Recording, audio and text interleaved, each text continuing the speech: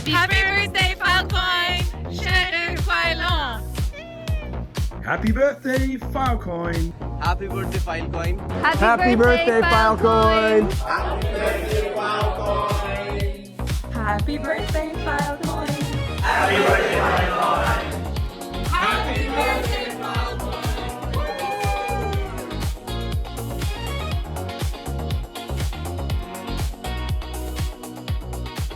Hello, Filecoin community. I'm Meredith Palante from Filecoin Foundation, and I am so excited to celebrate Filecoin's 5th birthday with you.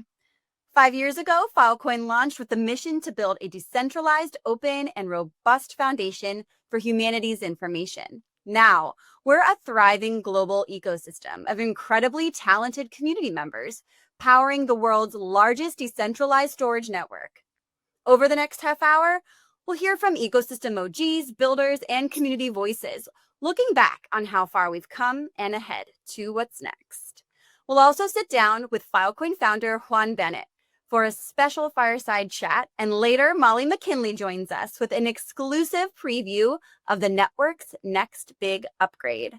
But first up, some early contributors who helped shape Filecoin from day one. Just being blown away every day by like, oh my God, there's how many petabytes on this network? When I heard about IPFS, I knew that it was part of a larger collection of technologies. As soon as I heard that one of them was this idea of, I guess, storage as a standardized protocol surface, that sounded excellent. I remember every single ecosystem call back in 2020, 2021, where there were so many updates, it was hard to keep track. I felt like I needed a full day after each week to just catch up on what everyone was working on, shipping, and doing. People were after the pursuit of the truth and the best systems in a way that would protect humanity and sort of the future of civilization. It was really big ideals. People were very mission-oriented. There have been a lot of all-nighters, let's be honest about this. I remember saying, I wonder if we'll ever reach 1 exabyte of storage capacity on the network. Very quickly, we reached multiple exabytes of storage capacity on the network, which was wild. Filecoin is an answer to this question of, well, if you want to change how we look up data, how do we build more verifiability into the web itself? How do we build more resiliency into this infrastructure that's critical for upgrading humanity's information? There's all the logistic work of getting people around the world to contribute and put their resources together, making sure the software works. That moment of like you have 17 people standing around a whiteboard, like drawing architecture diagrams and figuring out how to connect pieces together. Nowadays, Filecoin is a end-to-end storage network. I think a lot of folks have missed it, but this network has become way more powerful than it used to be. One of the milestones that upgraded the network capabilities was the launch of the Filecoin virtual machine. FVM brought smart contracts and user programmability to the Filecoin network. Being able to allow Ethereum-compatible chains to easily build on Filecoin was a giant leap forward for other Web3 projects to be able to build the rails to make Filecoin's building blocks even more accessible. Having user programmability gives you a lot more flexibility in saying, how do we just let 1,000 flowers bloom? And again, it was back to the point of expanding, the universe of use cases by leveraging the capabilities of Web3, which really supercharged the development of unique storage services. You see a massive growth in the amount of data that's being generated and how much AI models are consuming. Filecoin is an essential component that will really change the way that we're able to understand when information is going into our AI models and how that information is used by the AI model. People should continue to pay attention to Filecoin because the folks who are writing the code are still building really interesting new primitives. We've spent the last 5 years building the core primitives and then unlocking them for builders to really make use of them inside of smart contracts, compose, iterate, extend, make them their own. If you start thinking about agentic worlds where you have AI agents that are trying to procure services, having the ability to do that in a verifiable way gives you the right primitives to start adding other layers of programmability on top.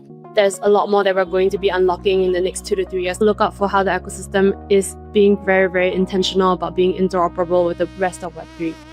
The challenge of the next 20 years is to sort of identify the basic values that we want to have in our technology and then bake it in so that nobody can take it away. The ability to embed civil liberties into the next generation of the web. With Filecoin, the values that we've tried to bake into it are resilience, autonomy, lack of censorship, just a sense that the data that you're putting on it, you have some control and ownership. Preserving humanity's most important information. With big cloud, it's just, okay, Google will take care of it, or Amazon will take care of it. You don't have to do that with onchain.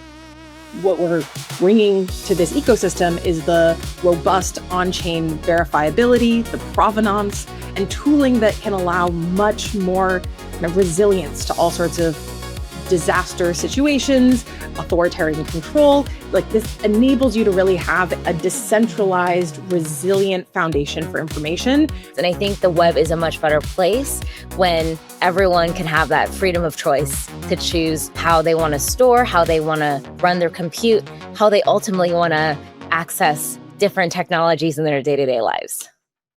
Look how far we've come in just 5 years. To celebrate, we've created the Filecoin Cloud Capsule, our decentralized time capsule. And we're inviting the community to share their snapshots of Filecoin history and manifestations for the future. To participate, just tag @PhilFoundation with hashtag PhilCloudCapsule or upload directly using the QR code on the screen. Your memories will be preserved for years to come. On Filecoin, of course. Now, let's hear from the inventor of Filecoin and IPFS, Juan Benet, for a chat about Filecoin's mission and the road ahead. We're here right now in the middle of this birthday celebration with the person who pretty much started it all, Juan Benet. Juan, it's the 5th birthday for Filecoin, but it must be 11 years at least for IPFS, the other earlier component that was really rolled out. 11 years is a long time to be working on a project. Like, how are you feeling? Yeah, it's a great question.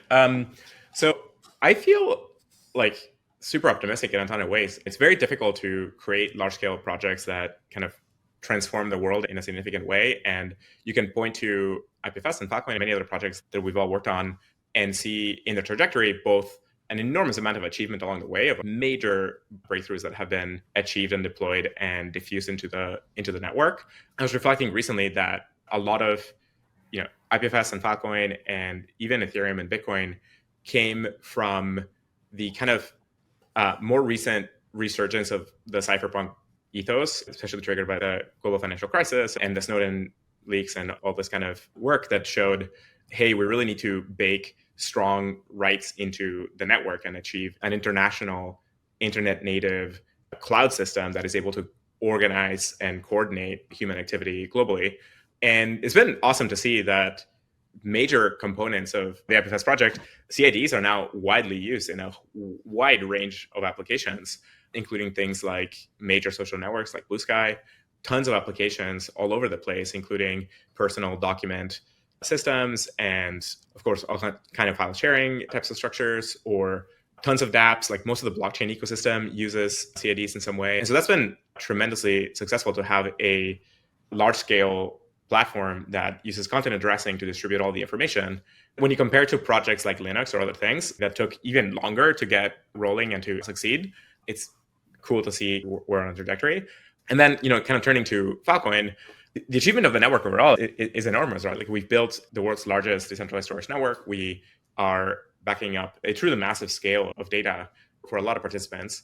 There's all kinds of hurdles around product market fit and adoption that a lot of us are working on. But it is kind of extraordinary that we can sit here in 2025 and have a global public utility that anybody can connect to and hire to store large amounts of data. So I think one of the things that's fascinating is that in 2011, when you're talking about setting up a different financial model for incentivizing people to store these things outside of central control, we're talking about a moment which was really the peak of the bull market for the centralized internet. Like, after 2009, there were a lot of doubts about the financial system, but Google, Facebook, all of these big giants were on the up. And so you're really cutting across that. What was it like to be trying to swim upstream in an environment where the attention was elsewhere? On the one hand, we had this clear sign that we were onto something very important, something that could be contrarian at the time. That's kind of how major transitions happen. Like you find very powerful new ideas, you work on them for a period of time, and they take a while to develop and diffuse. And so for me, the fact that this was not well understood by incumbents or large groups is, in a sense, kind of validating that you're onto something really important. It was extremely useful to the crypto space that most of the people in the kind of more serious Silicon Valley computing-oriented companies totally dismissed Bitcoin, Ethereum, Filecoin, and FFS as being crazy things that were never going to work. And that effectively bought us somewhere between 7 to 9 years of being able to build a new financial system from scratch on the internet and to diffuse it into the world to millions of people, and to build all of the machinery to be able to plug in that new financial system, to be able to stand up this truly internet native economy. I remember the days when people at Google and other places would say, oh man, like Bitcoin's totally crazy. Like this will never work because it's a computer that is processing less transactions than my phone can process and is spending more energy than entire countries to do it. Like this is totally crazy. And I loved hearing that because it just meant that they didn't get it and they didn't understand the reasoning behind the components of the system. And it just gave us this space to be able to explore and build out all of the new machinery that had to be put in place. I think these days, part of what I keep running into again and again is that I constantly come into contact with new kinds of applications that either use Filecoin or IPFS in some way. They're doing something that maybe we talked about in passing, 5-10 years ago or whatever, and now it's realized and people are actually doing it, and these systems are kind of growing and scaling. And that's just awesome to see. A lot of people did and do get it, though. And it's also been kind of a global movement, right? People who see an opportunity here across the APAC region. We have a huge developer community in India, in all of these different places. I mean, what do you think is the way that you bring so many people in, and how do you coordinate across such a large number of people? Big projects like this take a lot of people to build and grow and develop. And so it's been amazing for us to be able to strike a chord with people in all of these different areas of the world, but where people kind of understood the vision, understood where this could be going, and joined the community, contributed in a ton of ways. I remember going to visit Shanghai and Hong Kong and Singapore and a number of other places where meeting a whole range of folks who were coming into the network for many times very different reasons, but who were tremendously excited about IPFS and the content addressing capabilities, and we're super excited about being able to connect that to a financial incentive with Filecoin. Other people were coming from like a Bitcoin mining community and understood the importance and value of being able to have these larger scale public utility systems that you could kind of just plug in hardware to. And they were like super excited about the Filecoin network because that gave them both a way to provide a service into the world, an amazing revenue stream that they could have a business. People were extremely excited about the applications that Filecoin would enable, being able to kind of have these very decentralized networks that enable coordination and smart contracts on top of data. To talk to tons of developers that got really interested in the network and joined the community, teams building part of the network, or some of them joined the Dev Guild because of that, of the kinds of applications that would enable, whether it's for their own personal data use, like documents and so on, or like video streaming, smart contracts, and their ability to create more sophisticated markets on top of data and whatnot. So it's been awesome to see all of the different things that matter across all these different communities. It's also been cool to see the connectivity to other crypto communities and other crypto networks that we've been. One of the things that we very intentionally did from early days is we wanted Filecoin to be highly collaborative with a lot of other groups because, we're not in as much competition with many other groups. When you're building a massive scale storage platform, like there's just no one else that does the scale of storage that we're talking about. And so it just puts us in a position where we can just be everybody's friend and provide this really valuable service to all of these other networks. And so it enables us to build strong relationships to the Ethereum community and the Solana community and, Avalanche and Sui and, the Bitcoin community and everybody, because we don't have to like play into that tribalism. We can instead just provide this really high quality service to these other groups. And so we've gotten to both learn a ton and grow from the connectivity across both the crypto space and those communities, but also like all of the different international communities. I think one thing that strikes me is that Filecoin, by its very name, is established its primary connection with the wheels of the blockchain incentive system and the ground of actual storage. The storage is sort of just the beginning, and after 5 years, I feel the ecosystem sort of expanding into other areas. How does that fit with that original vision? Yeah, so when you think about any kind of computer system and when you think about the internet and how applications work, all that computers really do is that they are a physical process to run some mathematical operations over strands of information. So that means you have some data and then you have some code. And code is data also, right? So that means that when you're thinking about global computing platforms, it's entirely about how you store and retrieve data. So it was very clear and direct that what you wanted to do was to build a massive scale storage network first and create a major receptacle for all of this super valuable data to be built. And then you can much more easily bring computation to the data. Compute is actually quite easy to transport. And so you can think of Filecoin as building this very strong foundation based on enabling the distribution and addressing and storage and retrieval of data. And that enables all of these other paradigms on top, like different forms of computation and different types of applications. And the storage piece can kind of mediate all of that connectivity. So part of it is, again, creating the incentives, but it's also, it feels like at this point in the cycle, it's also about building tooling and building those interconnections. What do you see for the next year or so for the Filecoin network? Yeah, so maybe I'll kind of describe it in terms of the broader Filecoin master plan that we've talked about for a few years. So, step one is to amass the world's largest decentralized storage network, and we've achieved that. We achieved that in the first few years after launch. Step two is to onboard the world's data onto the network and safeguard that data. That's basically where we are, like where all of our work is in some form related to the onboarding storage of the data. And then later on, we can bring computation to the data. Right now, where most of the focus from most of the teams is in figuring out how to properly find strong product market fit between the Filecoin storage markets and the different kinds of applications and systems that people need when they think about a storage network. And maybe one thing that we probably should have realized long before is to think of Filecoin not as a single market, as a single storage market, but instead of thinking of Filecoin as a group of related markets, meaning a group of storage-oriented markets. These are qualitatively very different because when you think about storing something very small, like say a megabyte or a gigabyte, that is going to be read tons of times, that is fundamentally a very different type of use case than if you're going to store a petabyte of data that's only going to be read a few times. And the kinds of products and services and facilities that you need between those two markets are very, very different. And so you can have like a layer functionality that's just about the storage and verifiability of the data, but you want very different layers on top, depending on the types of access patterns or the status of the data and so on.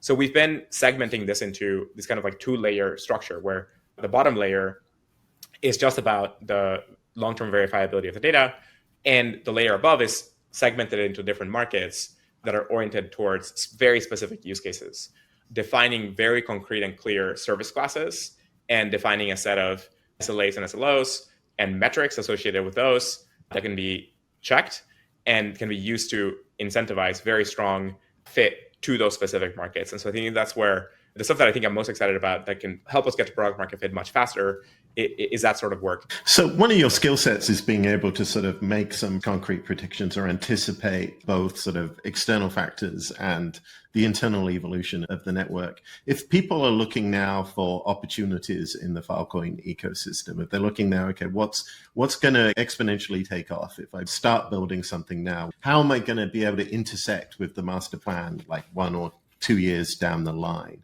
What would you be encouraging people to do right now? So I would strongly encourage people to focus on a few things. So for storage providers, I would strongly orient towards finding good applications of their storage that will give them a strong connection to lots of valuable data with paid deals. A lot of the community has been focusing on getting significant volume of paid storage deals into the network. And so I would strongly encourage storage providers to work with the range of applications to figure out how to evolve their systems to be able to qualify for the needs of those applications. Here, I would very strongly think about segmenting by market. Different storage deployments will fit different markets. And so I think I would kind of orient well to find which storage providers should serve like which on-ramps. The second thing I'll highlight is just think ahead to what will be applications that will generate vast amounts of data. So, I think 2-3 years ago, I used to point out that the crypto networks in general were generating very little data, and that at the time, it just made a lot more sense to focus on Web 2 oriented data. And I predicted at the time that at some point we would have this crossover where crypto networks would start generating data volumes that were significant enough for Filecoin to actually start paying attention to. We're starting to cross that now. The kinds of applications that people are starting to build are going in that direction. There are crypto networks that are incentivizing the training of AI models and inference, which then generates tons of data. One network that I'm pretty excited about, we're helping develop into like a strong customer for Filecoin, is the BitRobot network that will be able to organize hardware in robotics in order to be able to generate the training data required to solve hard mobility problems in robotics. That is going to generate a ton of data over time. There's a range of applications like this that are starting to be developed now that are generating right now currently hundreds of terabytes to low petabytes, but that will over 2, 4, 6 years generate then hundreds and eventually exabytes of data. So now it's kind of a moment where folks can actually start paying attention to the Web3 native use cases, because those will start generating large enough volumes of data to like really matter. I think there's a set of folks that should focus on the Web2 use cases and a set of folks that should focus on the Web3 use cases, and these are distinct because the requirements on the storage are quite different, and the requirements on the applications or the storage on-ramps are quite different. The advice I have for the community is like, recognize the scale of impact that we have achieved already, which is tremendous. Focus your efforts and attention on solving these critical problems associated with product market fit on, first 1, then 2, then 3 core markets, and just hyper focus on the success of those markets. And the rest of the success will follow from that.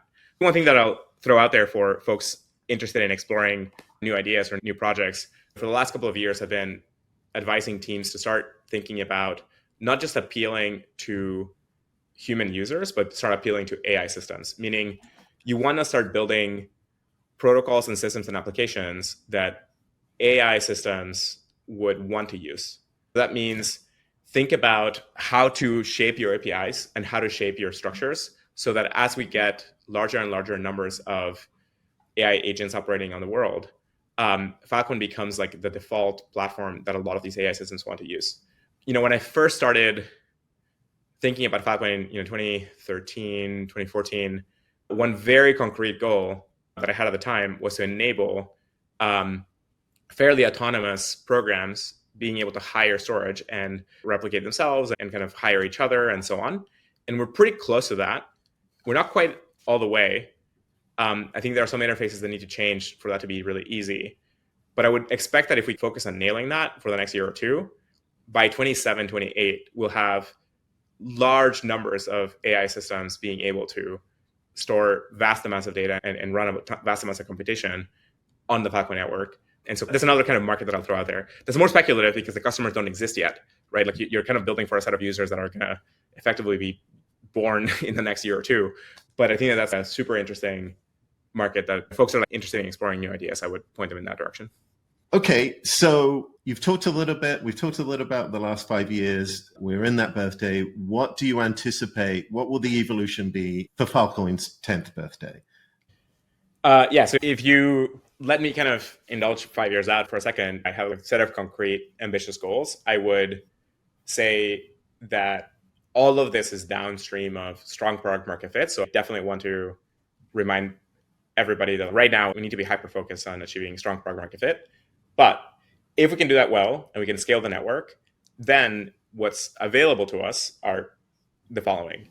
First, we should be able to achieve building a decentralized compute platform that enables the storing and retrieval and use of applications that can give you personal computing and computing for corporations and organizations and so on that is verifiable and under your control and not under the control of a centralized party or a nation state that could be coerced into not providing that access to you anymore. And so we're talking about truly rights respecting computing infrastructure, which I think is critical for the future of our civilization. Second, we should be able to achieve a large scale data commons where we can put all of the important public record of information, including all the scientific data and public interest data sets, and be able to just have super cheap storage and super fast replication for all of humanity's critical commons data and make that easily accessible to applications globally. I think there's a ton of hard questions to solve there, but I think we've solved the hardest part, which is the hardest part of that is truly like amassing the storage network capable of storing that data. The rest is software. But 5 years is a long time. I do expect that we should have, by 2030, something like fully autonomous AI systems being able to self-replicate and store data and transact online and issue computation and whatnot. So we should have potentially like millions to billions of autonomous AI entities that could be interacting and transacting and computing together. And they are going to need rights respecting infrastructure that enable them to thrive. And if we play our cards right, then we might be the platform of choice for that whole new kind of species of system. I'll maybe flag, on the rights protecting, rights defending infrastructure, a use case that I think we're very close to because it's low in terms of data use is creating a public reservoir for private information, for private messaging and communications. There's no reason these days that we can't use crypto networks to store and distribute text messaging and email and all of the normal text communications of individuals and organizations. And so we should be able to build all of the kind of communications infrastructure we need to have a truly verifiable, decentralized platform for the world's communication. I think we're at the scale of being able to do that. And so we can think of networks like Blue Sky, where built using IPFS principles and CIDs and so on.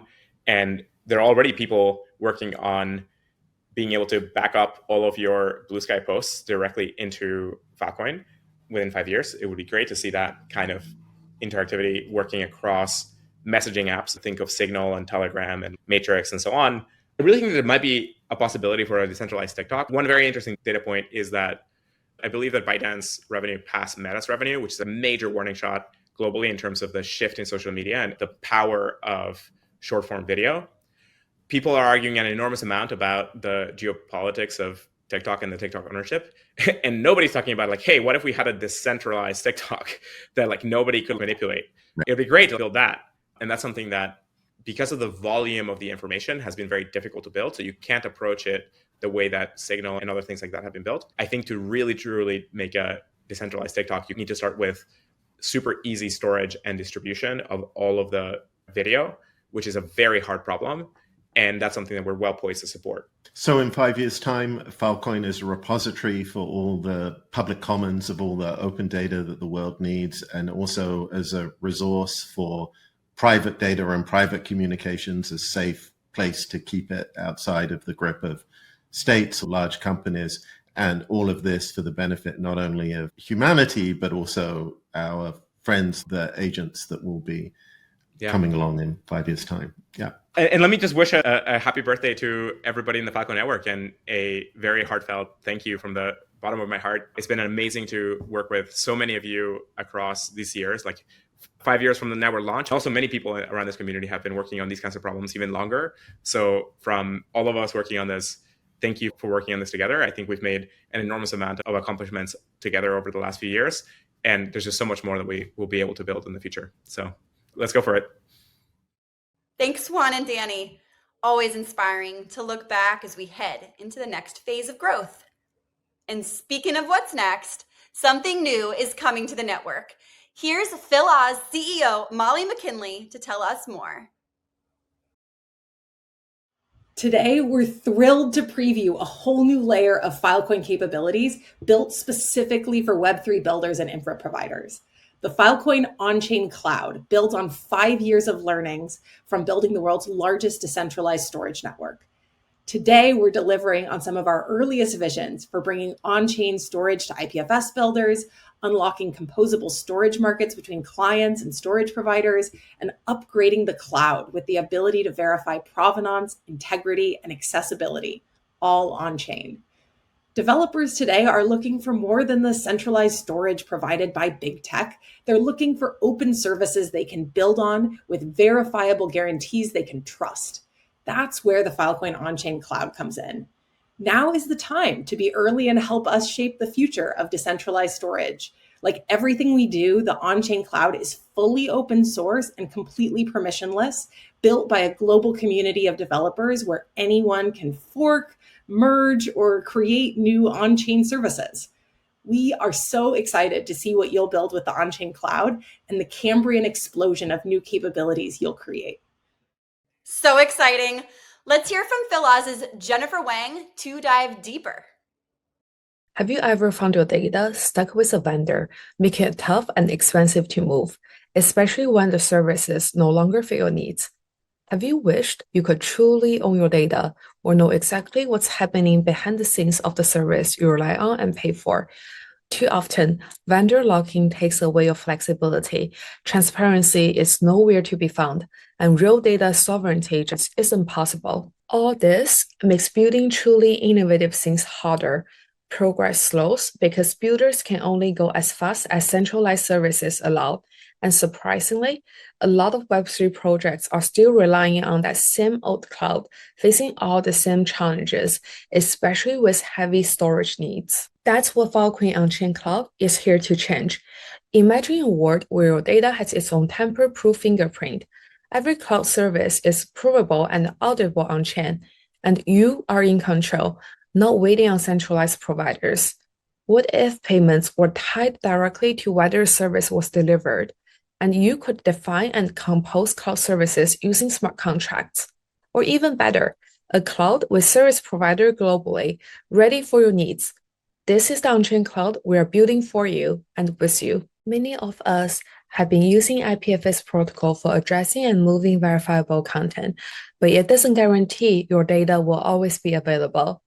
That's where Filecoin comes in, adding a powerful incentive layer with cryptographic storage proofs to help ensure your data is actually persisted long-term. Today, we're excited to introduce Filecoin Ping, the first toolkit offered by the Filecoin on-chain cloud that finally brings the vision to life. It uses the latest on-chain cloud features to make Filecoin the go-to decentralized storage layer that is easy to use for IPFS, with native crypto wallet payments built in.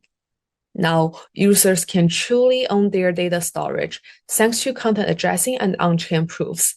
So every service and payment is verifiable and auditable. Your IPFS-powered websites, agents, NFTs, dApps, and data wallet can all benefit from a more transparent and persistent storage, free from vendor locking, and it's seamlessly integrated with the IPFS tools you are familiar with already. Starting today, you can get early developer access to Filecoin Ping Alpha. Visit filecoin.cloud, try out Filecoin Ping, and let's start owning our data and taking back the cloud together. What an incredible journey, with so much more to come with Filecoin on-chain cloud. Right after this live stream, hop into Filecoin's virtual birthday party in Kumo space. If you're in APAC, make sure to join tomorrow morning at 9:30 a.m. Singapore time. Virtual FilDev Summit 7 kicks off tomorrow at 11 a.m. Eastern Time. Join us to see what's being built across the network and to dive deeper into Filecoin on-chain cloud. In November, we'll be in Buenos Aires at FilDev Summit in real life and at Deepin Day, hosted by Filecoin Foundation Influence. Get all the details at fil.org/events. Thank you for being a part of this incredible milestone. Here's to the next 5 years of building a decentralized future together. Happy birthday, Filecoin!